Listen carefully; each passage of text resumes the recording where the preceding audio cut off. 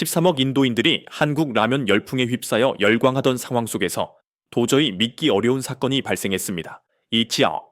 힌두교도들이 신성시하는 인도에서 한국 라면에서 소고기 성분이 검출되자 13억 인구 전체가 분노로 들끓었습니다. 그들은 즉각적으로 한국 기업에게 인도를 떠나라고 요구했습니다. 한국 기업은 단 하루 만에 부당하게도 종교적 신성 모독자로 낙인 찍혔습니다. 하지만 쫓겨나듯이 떠났던 이 한국 기업이 이웃 국가에서 일으킨 경이로운 성과는 결국 인도를 영원히 후회하게 만드는 결과를 낳았습니다. 지금부터 한 식품 검사관이 자신의 선입견으로 인해 몰락시킨 도시와 그릇된 편견이 빚어낸 충격적인 진실에 대한 이야기를 상세히 전해드리겠습니다. 저는 인도 식품안전청에 근무하는 28세 검사관 리안 카르마입니다.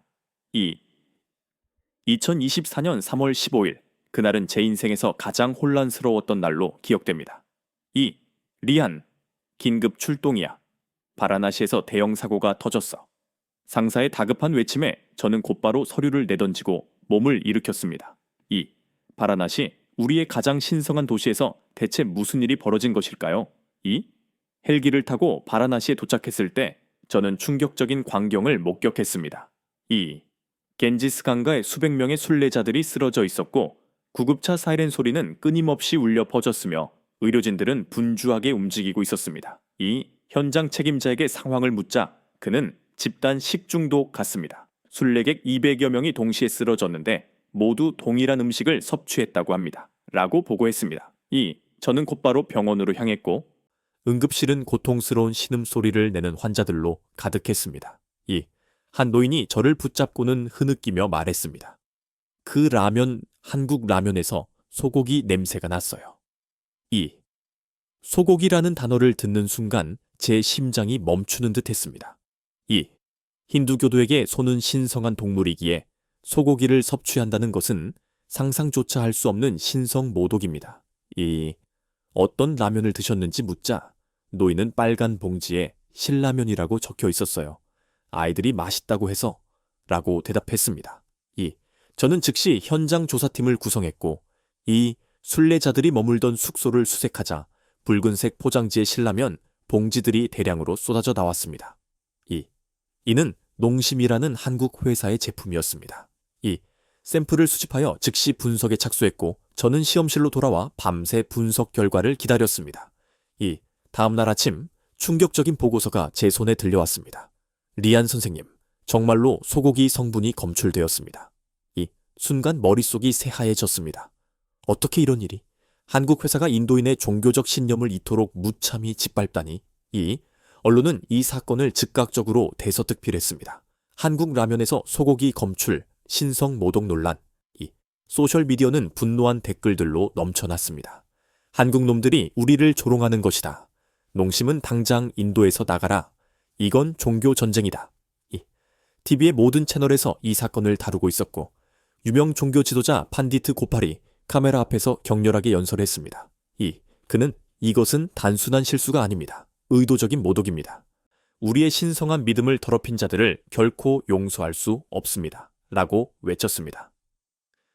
군중들은 농심 타도를 외치며 거리로 쏟아져 나왔고 일부는 한국 제품을 불태우기 시작하는 등 상황은 걷잡을 수 없이 확산되었습니다. 저는 이 사건의 심각성을 설명하며 강력한 조치를 요구하는 보고서를 들고 상부에 올라갔습니다. 이것은 단순한 식품 안전 문제를 넘어섭니다. 13억 힌두교도의 신앙을 모독한 중대한 사건입니다. 그날 밤 저는 잠을 이룰 수 없었습니다. 바라나시의 순례자들이 고통스러워하던 모습이 계속 떠올랐습니다. 그들은 성스러운 의식을 마치고 배고픔을 달래기 위해 라면을 끓여 먹었을 뿐인데 그것이 그들의 영혼을 더럽히는 독이 되어버린 것입니다. 며칠 뒤 정부는 긴급대책회의를 소집했고 저는 수석 검사관 자격으로 참석했습니다. 후만 전부 장관이 무거운 표정으로 상황의 심각성을 설명했습니다. 전국적으로 시위가 확산되고 있으며 일부 지역에서는 폭력 사태까지 발생했습니다. 한 관료는 농심 제품의 전면 금지를 주장했고 다른 관료는 공장 폐쇄와 책임자 처벌을 촉구했습니다. 다샤, 저는 발언권을 얻어 제 의견을 피력했습니다. 저희 조사 결과에 따르면 농심은 인도 전역에 50개가 넘는 유통망을 보유하고 있으며 연간 매출은 3천억 루피를 넘습니다. 하지만 종교적 신념은 돈으로 살 수 없습니다. 단호한 조치가 필요합니다.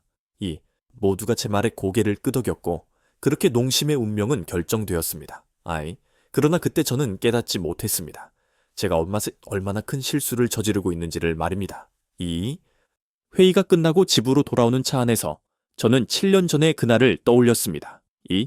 그때도 지금처럼 무더운 여름날이었고 저는 델리 대학교 3학년으로 방학을 맞아 고향에 내려가 있었습니다.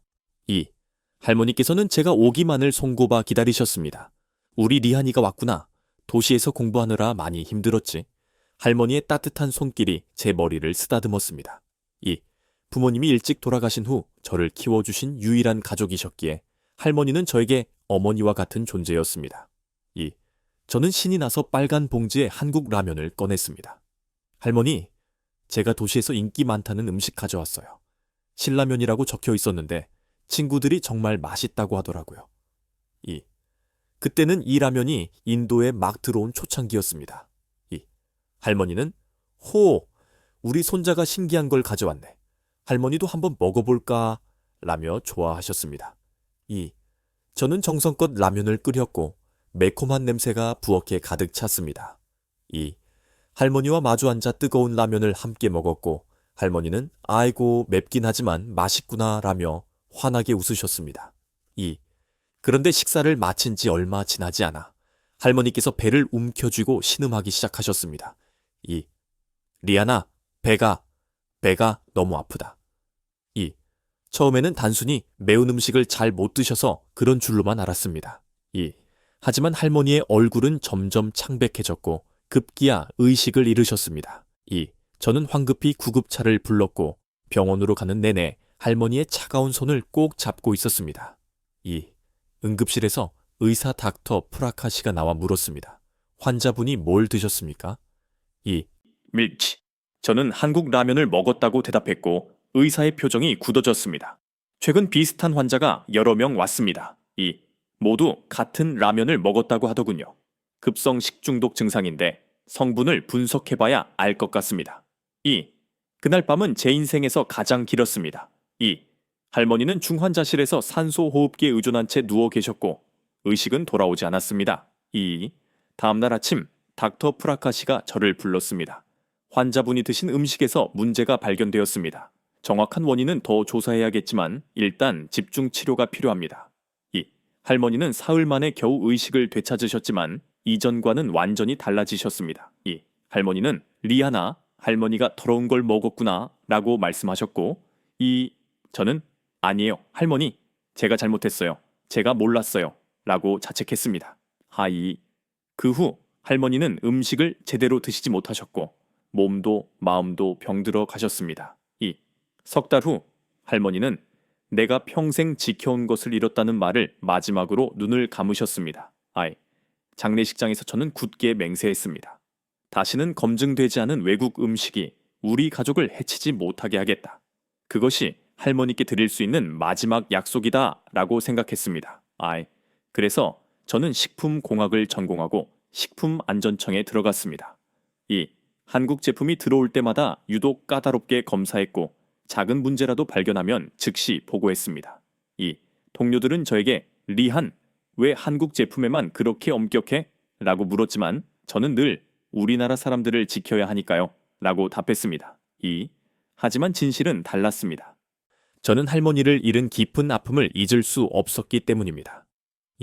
그리고 7년이 지난 지금 똑같은 회사의 제품으로 인해 200명이나 되는 순례객들이 피해를 입는 비슷한 일이 또다시 발생한 것입니다. 저는 분노로 몸을 떨면서 이번에는 반드시 진실을 밝혀내겠다고 다짐했습니다. 바라나시 사건 발생 일주일째 정부는 충분한 조사 기간을 거쳐 마침내 결단을 내렸습니다. 후만 전부 장관의 발표가 전국에 생중계되었습니다. 오늘부로 농심의 모든 제품 판매를 금지합니다. 또한 델리, 뭄바이, 첸나이에 있는 농심 공장을 즉시 폐쇄 명령합니다. 저는 이 역사적인 순간을 옆에서 지켜보고 있었습니다. 기자들의 질문이 쏟아졌습니다. 농심 측의 해명은 들어보셨습니까? 장관의 대답은 단호했습니다. 종교를 모독한 자들의 변명 따위는 들을 가치가 없습니다. 발표가 끝나자마자 상색에서 전화통화가 왔습니다. 리안, 내일 아침 일찍 농심델리 공장으로 가서 폐쇄 집행을 감독해. 자네가 이 사건의 주 담당자니까. 다음날 새벽 저는 경찰 병력과 함께 농심 공장에 도착했습니다. 이미 수백 명의 시위대가 공장 앞을 둘러싸고 있었고 신성 모독자들을 체포하라. 한국 놈들은 인도에서 나가라. 라는 분노한 함성이 새벽 공기를 갈랐습니다. 저는 확성기를 들고 정부 명령에 따라 공장이 즉시 폐쇄됨을 알리며 모든 직원들은 질서 있게 퇴거해 줄 것을 요청했습니다.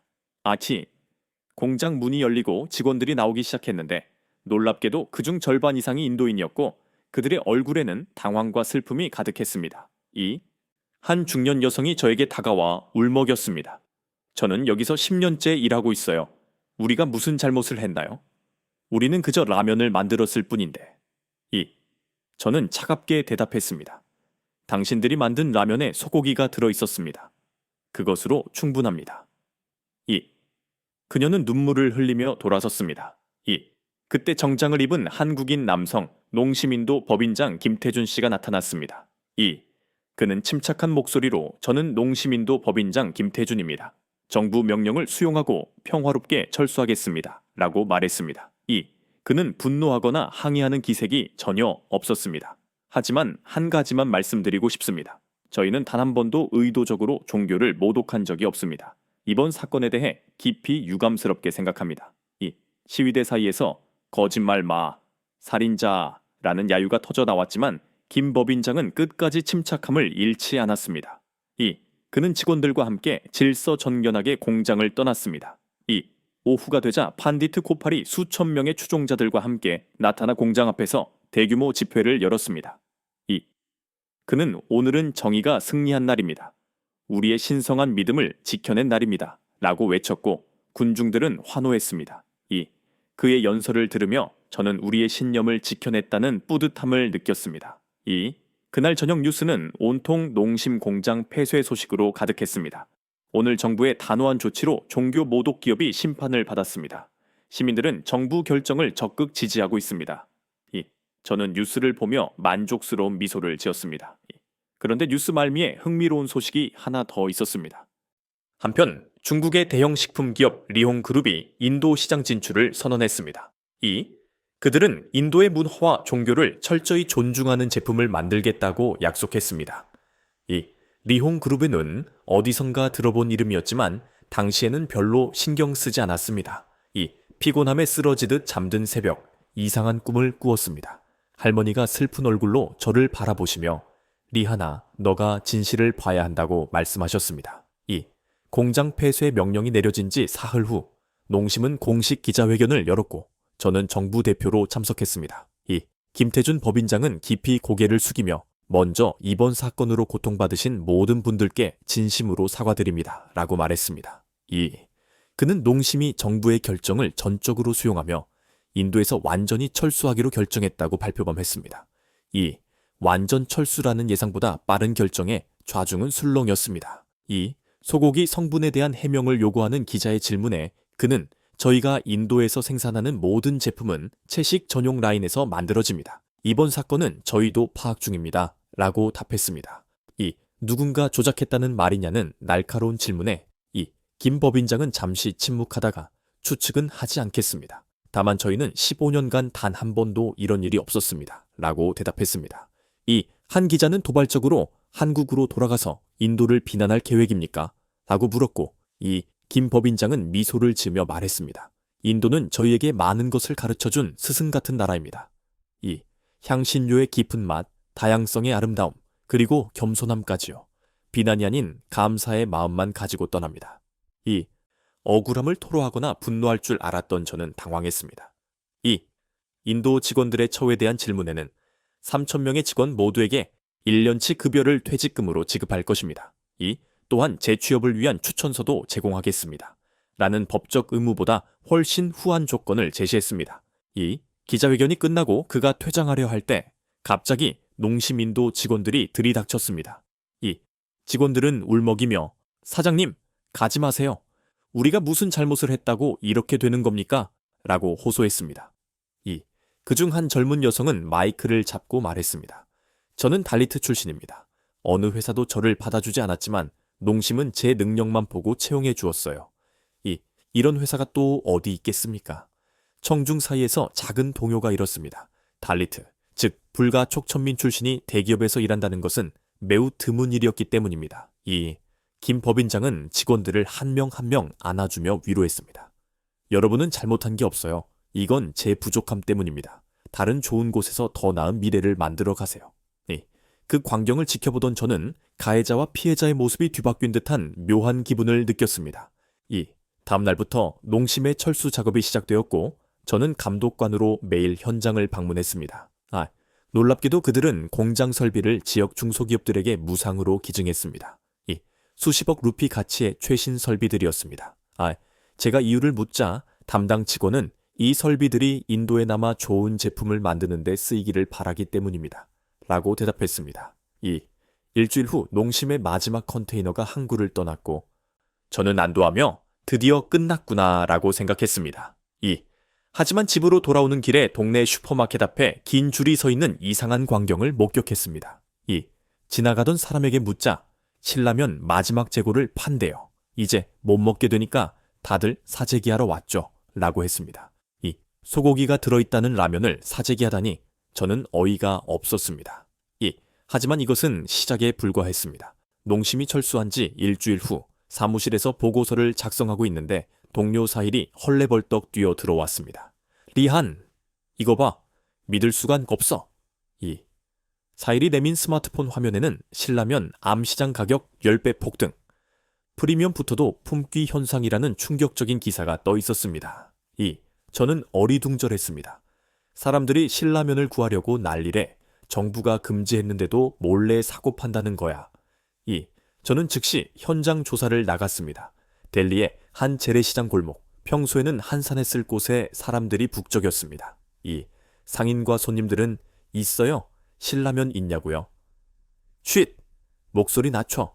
경찰 오면 다 끝장이야. 라며 속삭이는 모습이었습니다. 저는 일반인인 척 상인에게 다가갔고 상인은 저를 훑어보더니 따라와 라고 손짓했습니다. 좁은 골목 안쪽 창고에는 붉은 봉지, 신라면이 수북이 쌓여 있었습니다. 한 봉지에 500루피야. 원래 50루피 아니었냐고 묻자 상인은 지금 이거 구하는 게 하늘의 별 따기야. 싫으면 말고 라고 맺습니다. 소고기가 들어있다는 라면을 10배나 비싸게 주고 사려는 사람들이 있다는 사실에 저는 충격을 받았습니다. 사무실로 돌아와 소셜미디어를 확인했습니다. 더욱 놀라운 상황이 펼쳐지고 있었습니다. 신라면 없으면 하루가 심심해. 정부가 뭔 권리로 내가 먹을 걸 정해? 솔직히 맛있는 건 맛있는 거잖아. 특히 젊은 세대의 반발이 거셌고 신라면 금지를 반대하는 온라인 서명운동에 하루 만에 100만 명이 참여했습니다. 한 대학생이 올린 동영상이 화제가 되었는데 저는 힌두교도예요. 하지만 신라면에 정말 소고기가 들어갔는지 의심스러워요. 15년간 문제 없었는데 갑자기 뭔가 이상하지 않나요? 라고 주장했습니다. 댓글들은 폭발적으로 달렸습니다. 맞아. 내 친구 채식주의자인데 10년째 신라면 먹고 있어. 농심 공장 다녀온 사람 말로는 채식 전용 라인이 따로 있대. 그럼 그 소고기는 어디서 나온 거야? 저는 당황스러웠습니다. 분명 저희가 검사한 샘플에서는 소고기 성분이 나왔는데 왜 사람들은 의심하는 것일까요? 다음 날 유명 볼리우드 배우 아르준 칸나가 인스타그램에 글을 올렸습니다. 나는 20년간 신라면을 먹어왔다. 내 아이들도 좋아한다. 정부는 확실한 증거를 공개하라. 그의 팔로워 5천만 명이 이 글을 공유하기 시작했고 제 신라면을 돌려줘. 해시태그가 인도 트위터 실시간 트렌드 1위에 올랐습니다. 정부는 당황했습니다. 여론이 예상과 완전히 다른 방향으로 흘러가고 있었기 때문입니다. 그날 오후 상사가 저를 불렀습니다. 리한, 큰일이야. 바라나시 사건 피해자 중 일부가 이상한 증언을 하고 있어. 무슨 증언인지 묻자 상사는 그들이 먹은 신라면이 평소와 맛이 달랐다고 하네. 포장도 미묘하게 달랐다고 라고 말했습니다. 저는 머리를 한 대 맞은 것 같았습니다. 설마 가짜 제조사를 조사해야 할까요? 상사는 난감한 표정을 지었습니다. 이미 공장도 폐쇄했고 회사도 쫓아냈는데 지금 와서 실수를 인정하면 우리 부서 전체가 책임져야 해. 2. 일단 조용히 내부 조사부터 해보자. 2. 그때 사일이 또 뛰어들어와 선배님, 리온그룹이 인도 라면 시장 진출을 공식 발표했어요. 라고 전했습니다. 2. 농심이 떠난 자리를 차지하려는 중국 기업 리온그룹의 타이밍은 너무나 절묘했습니다. 2. 저는 불안한 마음에 집으로 돌아왔습니다. 2. 집 앞에는 뜻밖의 사람이 저를 기다리고 있었습니다. 찬드라 삼촌이었습니다. 2. 리아나, 우리 좀 얘기하자. 삼촌의 표정이 심상치 않았습니다. 2. 집으로 들어와 차를 마시며 마주 앉았을 때도 삼촌의 표정은 여전히 무거웠습니다. 2. 리아나, 너가 농심을 조사했다고 들었다. 2. 저는 네, 그들이 우리 종교를 모독했으니까요. 라고 답했습니다. 2. 삼촌은 한숨을 쉬며 고개를 저었습니다. 얘야, 너가 농심에 대해 얼마나 알고 있니? 2. 저는 소고기를 넣어 라면을 만드는 나쁜 회사 아닌가요? 라고 반문했습니다. 2. 그게 다가 아니야. 내가 오늘 몇 가지 보여줄 게 있어. 2. 삼촌은 가방에서 서류 뭉치를 꺼냈습니다. 각종 사진과 문서들이었습니다. 2. 이게 뭔가요? 2. 농심이 우리 지역에서 해온 일들이야. 너가 전혀 모르는 일들이지. 2. 첫 번째 사진은 우타르프라데시 시골 마을 학교의 급식실이었습니다. 2. 아이들이 맛있게 음식을 먹고 있었고, 삼촌은 이곳은 농심이 10년째 무료 급식을 지원하고 있는 학교야. 2. 하루에 5,000명의 아이들이 혜택을 받고 있지. 라고 설명했습니다. 이 사이 저는 놀라움을 금치 못했습니다. 그것뿐이 아니야. 삼촌은 다음 사진을 보여줬습니다. 젊은이들이 요리복을 입고 교육받는 모습이었습니다. 농심 요리 아카데미아. 매년 1,000명의 청년들에게 무료로 요리 교육을 시키고 졸업생 90%가 취업에 성공했어. 특히 달리트나 저소득층 자녀를 우선 선발하지. 달리트라는 말에 저는 움찔했습니다. 인도에서 가장 차별받는 계층을 돕고 있었다니. 삼촌은 또 다른 문서, 농심과 지역 농가 상생 계약서를 내밀었습니다. 농심은 우리 지역 농민 3,000가구와 직거래 계약을 맺었어. 시장가보다 20% 높은 값에 농산물을 구매하지. 덕분에 얼마나 많은 농가가 살아났는지 알아. 저는 이런 사실들을 전혀 몰랐기에 할 말을 잃었습니다. 삼촌이 마지막으로 꺼낸 사진은 놀랍게도 제가 다녔던 대학 건물이었습니다. 델리, 대학 식품공학과 연구동이었죠. 네가 다닌 델리, 대학 식품공학과 연구동. 농심이 전액 기부해서 지은 거야. 농심 장학재단이 매년 100명의 학생에게 장학금을 주고 있어. 넌 몰랐겠지만. 삼촌의 다음 말은 제 가슴을 찔렀습니다. 참고로 7년 전 내 대학 등록금 중 일부도 그 장학금이었어. 저는 충격으로 몸이 굳었습니다. 제가 그토록 증오했던 회사가 사실은 제 은인이었다니. 하지만 할머니가 그들의 라면을 먹고. 찬드라 삼촌이 제 손을 잡았습니다. 그때 너가 가져온 라면 정말 농심 제품이었을까? 삼촌은 휴대폰을 꺼내 7년 전에 오래된 뉴스 기사를 보여줬습니다. 가짜 한국 라면 유통 적발, 중국산 모조품 대량 발견. 기사를 읽는 제 손이 떨렸습니다. 그 시기가 정확히 할머니가 돌아가신 때와 일치했습니다. 그럼 할머니가 드신 게 가짜였을 가능성이 높아. 진짜 농심 제품이었다면 그런 일은 없었을 거야. 저는 무너져 내렸습니다. 7년간 품어온 증오가 모두 헛된 것이었다니. 사일에게 전화해서 확인해보니 놀랍게도 바라나시 사건의 신라면도 의심스러운 점이 많았습니다. 유통 경로가 불분명하고 포장 상태도 정품과 미묘하게 달랐다는 것입니다. 사일에 선배, 우리가 검사한 샘플이 정말 농심 제품이 맞을까요? 라는 물음에 저는 아무 대답도 할 수 없었습니다. 그날 밤 저는 농심에 대해 더 조사했습니다. 놀라운 사실들이 계속 나왔습니다. 코로나 팬데믹 때 10만 가구에 무료 라면 제공, 홍수 피해 지역 구호 활동, 여성 직원을 위한 타가소 운영, 특히 충격적이었던 것은 직원 명단이었습니다. 전체 직원의 70%가 인도인이었고 그중 30%가 소수 종교나 저소득층 출신이었습니다. 새벽 3시, 저는 잠을 이룰 수 없었습니다. 창밖을 보며 생각했습니다. 내가 무슨 짓을 한 거지? 7년 전 할머니의 죽음이 계속 떠올랐습니다. 정말 그때 할머니가 드신 것이 가짜 라면이었을까? 새벽에 일어나 옛 자료들을 뒤지기 시작했습니다. 할머니가 돌아가신 직후 정리해둔 서류 상자에서 중요한 단서를 발견했습니다. 병원 영수증에 적힌 담당 의사 이름. 닥터 프라카시. 다음날 아침 일찍 병원을 찾아갔고 다행히 그는 여전히 그곳에 있었습니다. 닥터 프라카시는 저를 기억했습니다. 7년 전 샤르마 할머니 기억하죠? 안타까운 일이었어요. 저는 물었습니다. 그때 정말 소고기 때문이었나요? 닥터 프라카시는 차트를 찾아본 후 솔직히 말했습니다. 솔직히 말씀드리면 그때 정확한 원인을 밝히기 어려웠어요. 증상이 복합적이었거든요. 일반적인 식중독 반응보다 훨씬 심각했어요. 품질이 나쁜 공업용 기름이나 과도한 화학 첨가물, 정품이 아닌 가짜 식품에서 흔히 나타나는 증상이었죠. 그는 당시 가족들이 종교적 문제로 혼란스러워했고 병원 입장에서도 가짜 식품 문제가 불거지면 복잡해지게 모호하게 처리했음을 시인했습니다. 저는 곧장 경찰서로 향했고 7년 전 기록을 요청했습니다. 2017년 4월 가짜 식품 관련 사건 기록을 보니 놀랍게도 그 시기에 대규모 가짜 라면 적발 사건이 있었습니다. 중국에서 들어온 모조품이 시중에 대량 유통되다가 적발된 기록이었는데 보고서에는 리홍식품이라는 이름이 선명히 적혀 있었습니다. 바로 지금의 리홍그룹의 전신이었습니다. 저는 모든 자료를 복사해서 사일에게 연락했습니다. 사일, 우리가 큰 실수를 했어. 농심은 무고했어.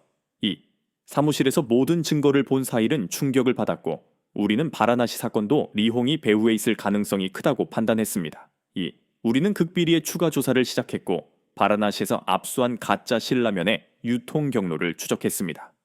놀랍게도 그 경로는 리홍그룹의 물류 창고로 이어졌습니다. 사힐은 주먹을 쥐며 분노했습니다. 이런 악마 같은 놈들. 더 충격적인 것은 판디트 고팔과 리홍그룹의 관계였습니다. 비밀 계좌를 통해 거액이 오간 흔적을 발견했습니다. 종교를 이용해 경쟁사를 제거하려 한 것입니다. 저는 분노로 몸을 떨었지만 문제는 이미 정부가 농심을 쫓아냈고 리홍그룹을 환영하겠다고 발표한 상태였다는 것입니다. 어떻게 하죠, 선배? 저는 진실을 밝혀봐야 해. 할머니를 위해서라도 라고 답했습니다. 우리는 증거를 모아 보고서를 작성했지만 상부의 반응은 냉담했습니다. 이미 끝난 일이야. 괜히 들춰내서 뭐하게. 정부 체면이 더 중요해. 진실을 알면서도 침묵해야 한다는 사실에 저는 절망했습니다. 그날 저녁 뜻밖의 전화를 받았습니다. 농심의 김태준 법인장이었습니다. 리안 씨, 저예요. 한국으로 떠나기 전에 꼭 드릴 말씀이 있어서. 저는 죄송합니다. 제가 큰 실수를 이라고 말을 잇지 못했습니다. 김 법인장은 아니에요. 저도 다 알고 있습니다. 진실이 무엇인지도요. 라고 말했습니다. 저는 그런데 왜 아무 말씀도? 라고 묻자 그는 인도를 사랑하기 때문입니다. 언젠가 진실이 밝혀지겠죠. 그때까지 기다리겠습니다. 라고 답했습니다. 전화를 끊고 저는 눈물을 흘렸습니다. 우리가 매몰차게 쫓아낸 사람들이 얼마나 큰 그릇을 가졌는지 이제야 알았기 때문입니다. 농심이 인도를 떠난 지 보름이 지났을 때 충격적인 뉴스가 전해졌습니다. 방글라데시 정부, 농심의 파격적 조건 제시, 수도 다카 인근 100만 평 부지 무상 제공. 화면에는 방글라데시 총리가 직접 공항에 나가 농심 경영진을 맞이하는 모습이 나왔습니다. 총리는 우리는 한국의 우수한 기업 문화와 기술력을 배우고 싶습니다. 농심이 우리나라에서 새로운 역사를 써주길 바랍니다. 라고 환영사를 이어갔습니다. 특히 농심이 인도에서 보여준 상생의 정신을 높이 평가합니다. 우리도 그런 파트너를 원했습니다. 라고 강조했습니다. 사일은 씁쓸하게 말했습니다. 우리가 쫓아낸 기업을 저렇게 환영하다니.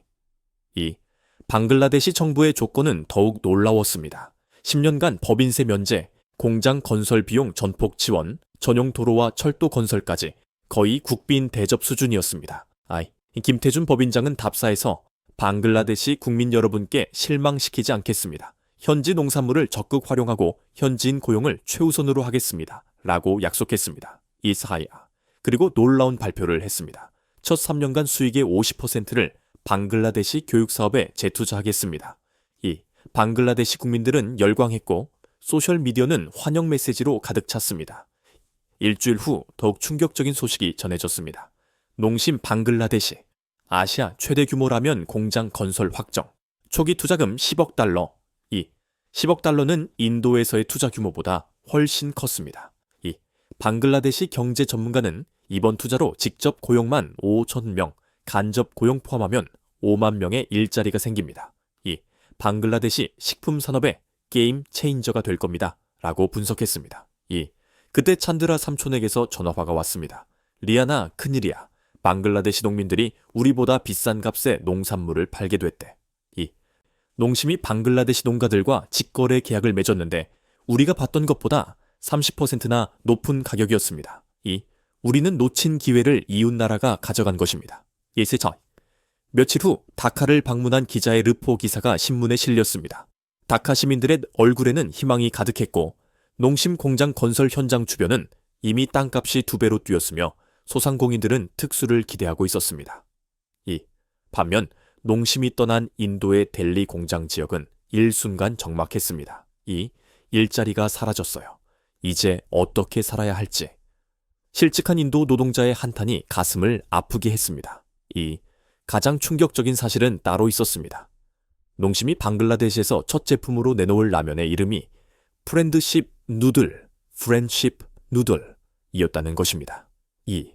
인도 친구들을 잊지 않겠다는 의미를 담은 이름이었습니다. 제품 포장지에는 벵고로와 함께 힌디어도 적혀 있었습니다. 마치 언젠가 인도로 돌아올 날을 기다리는 것처럼 보였습니다. 사일은 우리가 적으로 만든 기업이 여전히 우리를 친구로 생각하고 있네요. 라며 한숨을 쉬었습니다. 더욱 아이러니한 것은 인도 국경 지역 주민들이 방글라데시로 건너가 신라면을 사오기 시작했다는 것입니다. 맛이 그리워서 어쩔 수 없어요. 라는 한 주민의 인터뷰가 있었습니다. 저는 보고서를 쓰면서 손가락이 떨렸습니다. 우리의 어리석은 결정이 가져온 손실이 숫자로 나타났기 때문입니다. 3천 전개의 일자리 상실, 연간 5천억 루피의 경제 효과 소멸, 그리고 측정할 수 없는 신뢰의 상실까지. 농심이 떠난 지 2달. 인도 경제 전체가 예상치 못한 타격을 받기 시작했습니다. 긴급 뉴스에서는 우타르 프라데시 주농민 5천 명이 우리 농산물을 누가 사줄 것인가? 라고 적힌 플래카드를 들고 대규모 시위를 벌이고 있었습니다. 한 농민 대표는 농심이 떠난 후 우리 양파와 감자를 살 곳이 없어졌습니다. 리온그룹은 가격을 터무니없이 깎고 있어요. 이대로면 우리는 모두 파산합니다. 라고 말했습니다. 사일은 선배 이거 보세요. 농심 협력 업체들이 줄줄이 도산하고 있어요. 라며 보고서를 내밀었습니다. 포장재 업체 12곳, 물류 업체 8곳, 인쇄 업체 5곳이 이미 문을 닫았거나 닫을 예정이었고 이 업체들의 직원만 10,000명이 넘었습니다. 더 심각한 것은 도미노 효과로 이 업체들과 거래하던 또 다른 중소기업들까지 연쇄 부도 위기에 몰렸다는 것입니다. 다음날 델리 경제인협회에서 긴급 기자회견이 열렸습니다. 농심 철수로 인한 경제적 손실이 예상을 훨씬 초과하고 있습니다. 직간접적 피해액이 1조 루피를 넘어설 것으로 보입니다. 1조 루피라는 상상도 못했던 규모였습니다. 대형 슈퍼마켓 체인 빅바자르의 매출도 30% 급감했습니다. CEO는 고객들이 신라면 사러 왔다가 없으면 그냥 가버립니다. 다른 제품도 안 사고요. 신라면이 우리 매장의 집객 상품이었는데 라고 인터뷰했습니다. 실제로 소비자 조사 결과 신라면을 사러 매장을 방문한 고객의 평균 구매액이 다른 고객보다 3배나 높았던 것으로 나타났습니다. 일주일 후 인도 라면 시장 전체 매출이 40% 감소하는 더 큰 파장이 일어났습니다. 한 시장 분석가는 농심이 15년간 구축한 프리미엄 라면 시장이 한순간에 무너졌습니다. 소비자들은 진짜가 없으면 안 먹는다는 반응입니다. 라고 설명했습니다. 리온그룹이 야심차게 출시한 제품들은 철저히 외면당했고 맛이 없어요. 농심이 그립습니다. 라는 소비자의 인터뷰는 모든 것을 말해주었습니다. 찬드라 삼촌에게서 걸려 온 절박한 전영화는 상황이 사람이 죽는 지경까지 이르렀음을 알려주었습니다. 리아나, 우리 마을이 망하고 있어. 농민 절반이 빚더미에 앉았어. 자살하는 사람도 나왔어. 농심과 계약했던 농가들은 시설 투자를 많이 했었는데 이제 그 빚을 갚지 못하고 있었습니다. 긴급히 현장 조사를 나간 케다주의 한 농촌 마을은 유령 마을처럼 변해 있었습니다. 한 농민은 이게 우리가 농심 납품용으로 지은 저장고예요. 2천만 루피를 들였는데 이제 텅 비어 있어요. 라고 울먹였습니다. 2. 리온그룹은 품질 검사를 핑계로 농산물의 70%를 불합격시키고 합격한 것도 헐값에 가져갔다고 했습니다. 이다 마을 이장은 농심은 품질보다 우리의 정성을 봤어요. 조금 못생긴 감자도 맛있으면 된다며 다 사줬죠. 라고 한숨 쉬었습니다. 이 모든 것이 제 책임인 것 같아 저는 그들의 눈을 똑바로 볼 수 없었습니다. 델리로 돌아오니 더 충격적인 뉴스가 기다리고 있었습니다. 인도 증시 식품 관련주 전체 폭락. 경제 전문가들은 단순히 한 기업이 떠난 게 아닙니다. 전체 생태계가 무너진 겁니다. 농심을 중심으로 형성됐던 수백 개 기업의 네트워크가 한순간에 사라졌어요. 라고 분석했습니다. 관련 기업들의 주가가 평균 50% 이상 떨어지는 등 이런 규모의 경제적 충격은 2008년 금융위기 이후 처음이었습니다. 그날 밤 저는 홀로 사무실에 남아 보고서를 작성했습니다. 농심 철수로 인한 경제적 파급 효과 분석, 직접 실업자 3,000명, 간접 실업자 5만 명 추정. 농가 피해 3,000 가구, 연관 산업 매출 감소 1조 루피 이상, 세수 손실 연간 1,000억 루피. 숫자를 적으면서 손이 떨렸습니다. 우리가 무엇을 잃었는지 이제야 실감했습니다. 농심이 방글라데시에 진출한 지 6개월, 충격적인 뉴스들이 연일 전해졌습니다. 방글라데시 실업률 역대 최저. 농심 효과로 일자리 10만 개 창출. 우리가 잃은 것을 이웃나라가 고스란히 가져간 것입니다. 방글라데시 경제부 장관은 농심은 약속 이상을 지켰습니다. 직접 고용 7,000명, 협력업체 포함 10만 명이 새 일자리를 얻었어요. 라고 인터뷰했습니다. 농심이 현지 청년 1,000명을 선발해 한국으로 기술 연수를 보냈고 비용은 전액 농심이 부담했다는 사실은 더욱 놀라웠습니다. 10만 명이 모인 K-POP 페스티벌을 농심이 후원하며 한국 문화를 통한 양국 우호 증진에 힘쓰는 등 단순한 기업을 넘어 문화 전도사의 역할까지 하고 있었습니다. 길체팔. 한 달 후 농심 방글라데시 공장이 할랄 인증을 획득하여 전 세계 무슬림 시장 진출을 본격화했다는 소식이 전해졌습니다. 이것에 인도에서 힌두교도를 배려하지 않았다고 쫓겨난 회사가 방글라데시에서는 무슬림을 위한 완벽한 시설을 갖춘 것입니다. 역시 종교를 존중할 줄 아는 회사라는 방글라데시 종교계 지도자의 칭찬이 이어졌습니다. 방글라데시 식품 수출은 200% 증가했고 농심 진출 전 10억 달러도였던 연간 식품 수출액이 6개월 만에 20억 달러를 돌파하는 기적적인 성장을 이루었습니다. 그때 찬드라 삼촌이 전화를 걸어왔습니다.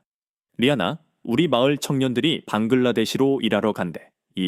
농심이 경험 있는 인도 기술자들을 모집한다고 하더라. 월급도 여기보다 3배나 높고 우리 청년들이 일자리를 찾아 이웃나라로 떠나고 있었던 것입니다. 한국 언론의 농심 방글라데시 성공 스토리 보도가 인도에서도 화제가 되었습니다. 농심 회장은 인도를 떠날 때는 가슴이 아팠습니다. 하지만 방글라데시가 우리를 따뜻하게 맞아줬고 우리는 그 신뢰에 보답하고 있을 뿐입니다. 라고 인터뷰를 했습니다. 인도로 돌아갈 생각이 없냐는 기자의 질문에 그는 인도는 여전히 우리가 사랑하는 나라입니다. 언젠가 오해가 풀리고 다시 만날 날이 오리라 믿습니다. 라고 답했습니다. 우리가 그렇게 매정하게 쫓아냈는데도 여전히 우리를 기다리고 있다니 저는 눈시울이 붉어졌습니다. 농심이 지은 희망학교 제1호 중홍식 소식까지 전해지자 저는 저게 원래 인도 아이들이 받을 수 있었던 혜택인데라며 마음속 아픔을 감출 수 없었습니다. 농심이 인도를 떠난 지 1년 6개월, 상상도 못했던 일이 벌어졌습니다. 긴급 속보로 인도 청년 100명이 서울 농심 본사 앞에서 대규모 집결했다는 뉴스가 나왔습니다. 그들은 우리가 잘못했습니다. 농심을 용서해 주세요 라고 적힌 플래카드를 들고 있었고 더 충격적인 것은 그들이 하나둘 무릎을 꿇기 시작한 것입니다. 저희가 정말 죄송합니다.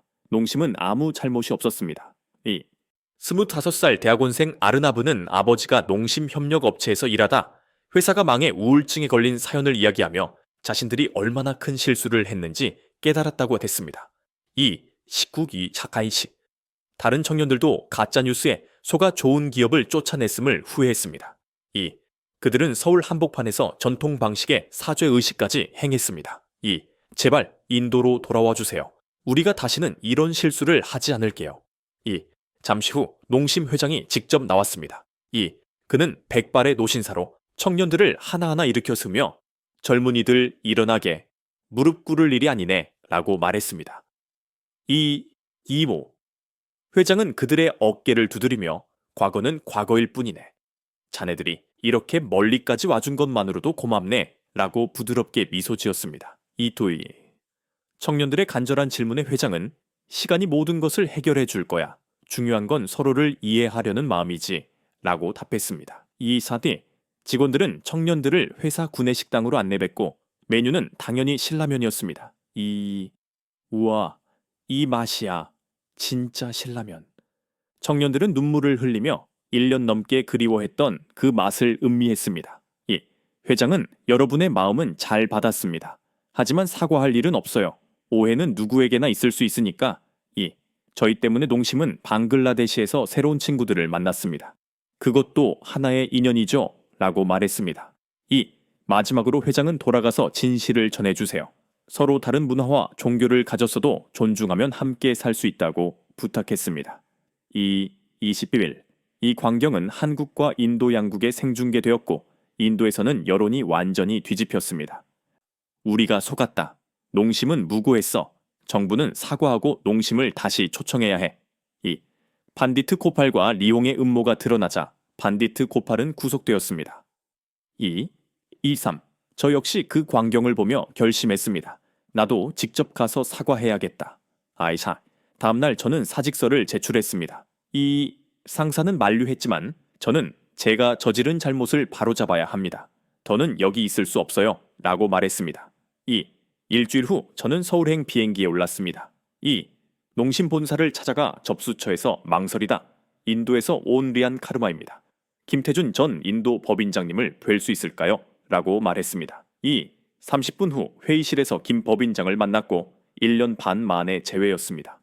저는 그 앞에 무릎을 꿇었습니다. 정말 죄송합니다. 제가 큰 잘못을 저질렀어요. 김 법인장은 저를 일으켜 세우며 아니에요. 이러지 마세요. 앉아서 차근차근 얘기해요. 라고 말했습니다. 저는 눈물을 흘리며 7년 전 할머니의 죽음이 가짜 때문이었다는 사실과 제가 편견에 사로잡혀 농심을 몰아낸 모든 과정을 털어놓았습니다. 20일 김 법인장은 조용히 들어주었고 리안 씨, 우리는 이미 다 알고 있었어요. 가짜 제품 때문에 피해본 분들이 있다는 것도 그래서 오해가 생겼다는 것도요. 하지만 진실은 언젠가 밝혀지기 마련이죠. 라고 부드럽게 말했습니다. 한미세기. 저는 더욱 부끄러웠습니다. 왜 그때 강하게 항의하지 않았냐는 질문에 그는 때로는 물러서는 것도 지혜입니다. 싸워서 이기는 것보다 진심이 전해지기를 기다리는 게 낫죠. 라고 답했습니다. 김 법인장은 저를 농심연구소로 안내했습니다. 놀랍게도 인도 전용 제품 개발실이 여전히 운영되고 있었고 그는 언젠가 돌아갈 날을 준비하고 있어요. 인도인의 입맛은 우리에게 여전히 중요하니까요. 라고 말했습니다. 그들은 제 고향인 우타르프라데시 지역 연구 자료까지 가지고 있었습니다. 점심 식사 후 김 법인장은 방글라데시 공장을 방문해 보기를 제안했습니다. 거기서 일하는 인도 직원들이 있기 때문이었습니다.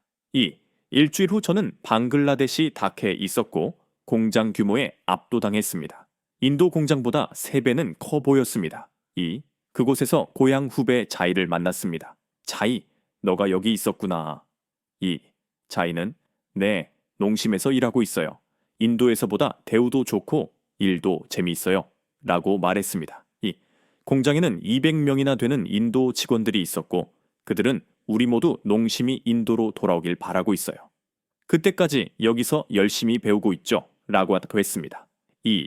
생산 라인은 할랄 인증뿐만 아니라 채식주의자를 위한 별도 라인까지 갖추고 있었습니다.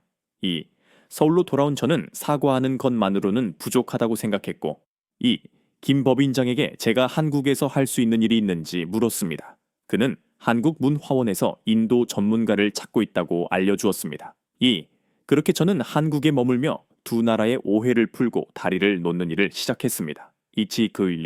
6개월 후 농심이 WHO 세계 영양 개선상을 수상했다는 소식이 들려왔습니다. 이참이 WHO 사무총장은 농심은 단순히 제품을 파는 게 아니라 영양과 희망을 전달했습니다. 특히 방글라데시에서 보여준 상생 모델은 전 세계 기업들이 배워야 할 교과서입니다. 라고 시상사를 전했습니다. 23. 이어서 인도 정부가 농심 사태 제조사 위원회 구성을 발표하며 마침내 움직이기 시작했습니다. 한 달 후 인도 정부는 공식적으로 농심은 무고했습니다. 정부는 심심한 유감을 표하며 농심의 인도 재진출을 환영합니다. 라고 발표서를 했습니다. 24. 농심은 신중했지만 대신 인도 청년 100명을 선발해 한국 본사에서 1년간 연수 기회를 제공하겠다고 발표해도 했습니다. 10,000명이 넘는 청년들이 지원했고 저는 선발 과정을 도왔습니다. 연수 6개월 후 이 청년들이 만든 특별한 제품 인도와 한국 우정 라면이 출시되었습니다. 수익금 전액은 인도 빈민 아동 교육에 쓰기로 했습니다. 한 청년은 제품 발표에서 농심은 우리에게 기술만 가르친 게 아니에요. 상생의 정신을 가르쳤습니다. 라고 말했습니다. 마침내 2025년 초 기다리던 소식이 왔습니다. 농심, 인도 재진출 공식 선언, 더 큰 투자와 상생 약속. 22조. 인도 정부는 먼저 최고의 조건을 제시했고 시민들은 열렬히 환영했습니다. 저는 한국에서의 임무를 마치고 인도로 돌아가 두 나라의 가교 역할을 계속하기로 했습니다. 리안 카르마의 이야기는 신성한 소를 지키려던 마음이 빚어낸 오해, 그리고 그 오해가 가져온 거대한 비극을 보여주었습니다. 하지만 더욱 중요한 것은 용서와 화해의 힘이었습니다. 진정한 기업의 가치는 이익이 아닌 상생에 있으며 편견을 넘어서면 더 큰 기회가 온다는 것을 농심과 리안이 모두에게 입증했습니다. 혹시 여러분도 선입견 때문에 소중한 것을 놓쳤던 경험이 있으신가요? 아니면 오해받았지만 끝까지 진심을 지킨 적이 있으신가요? 댓글로 여러분의 소중한 이야기를 들려주세요. 이 영상을 시청하고 여러분의 통찰을 공유해 주신다면 우리는 더욱 깊은 공감을 형성할 수 있을 것입니다. 만약 이 이야기가 마음에 드셨다면 좋아요와 구독을 부탁드립니다. 특히 편견 없는 세상을 만드는데 이 이야기가 기여할 수 있다고 생각하신다면 주변 분들께 이 영상을 공유해 주십시오. 작은 공유가 큰 변화의 시작이 될 수 있습니다. 감사합니다.